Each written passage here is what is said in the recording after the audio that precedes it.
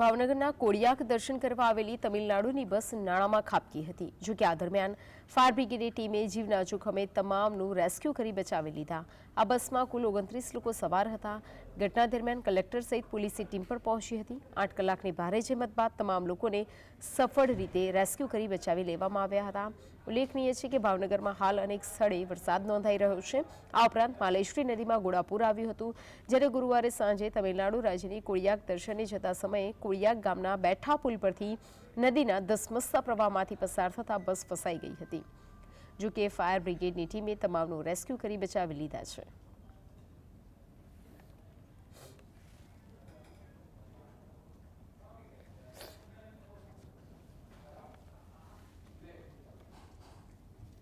કોળિયાક નજીક જે ઘટના બની હતી અને આ ઘટનામાં રેસ્ક્યુની કામગીરીમાં જે ટ્રક ગયો હતો તે ટ્રક પણ ફસાઈ ગયો હતો, પરંતુ જીવના જોખમે ધસમસતા પાણીના પ્રવાહમાં કઈ રીતે ટ્રક લઈને ગયા તે આપણે સમગ્ર બાબત જે ટ્રકના ડ્રાઈવર છે તેની પાસેથી જ જાણશું।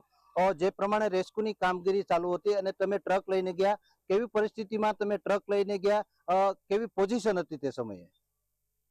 અમે આલી ગાડી લઈને ગયા એટલે અમે ત્યાં જોયું તો બસ પાણીની અંદર વધારે હતી, તો પબ્લિક એક કોઈ નીકળે એમ હતું નહીં। પછી આ બધા આ ભાઈ અને અમારા થોડાક બીજા મિત્રો ગામના કોળિયાક ગામના સભ્યોએ બસનો કાચ તોડી નાખ્યો, ટ્રક અંદર લઈને જોઈને પછી બધાનું રેસ્ક્યુ કર્યું। વાહલી બારી બસની આગળ વાહલેલી, પછી એક ને બસની વાહેલી કાઢ્યા એક ને, પછી અમારો ટ્રક અમે આગળ લઈ જવા માંગતા ને ત્યાં ફસાઈ ગયો અમારો, અને ફૂલ પાણીના અંદર અમારો ટ્રક ફસાઈ ગયો એમને।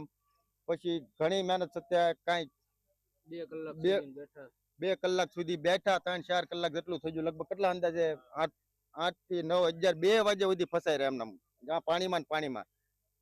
જ્યારે તમે આ ધસમસતા પાણીના પ્રવાહમાં ટ્રક લઈને ગયા અને તમારો ટ્રક બંધ પડ્યો, ફસાયો, ત્યારે કેવા તમારા મનમાં વિચારો?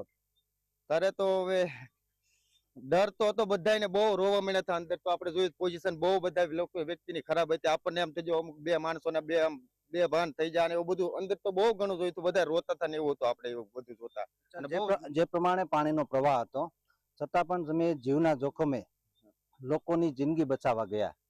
હા, હવે માનવતા સેવા આ તો કરી ભાઈ। અમારા કોળિયાક ગામનો ખૂબ માણસોએ સપોર્ટ કર્યો ભાઈ। મારા ગામના હું ધન્યવાદ દઉં છું કે એટલી બધી હેલ્પ કરી અમારા ગામના લોકોએ, કોળિયાક વાળાએ।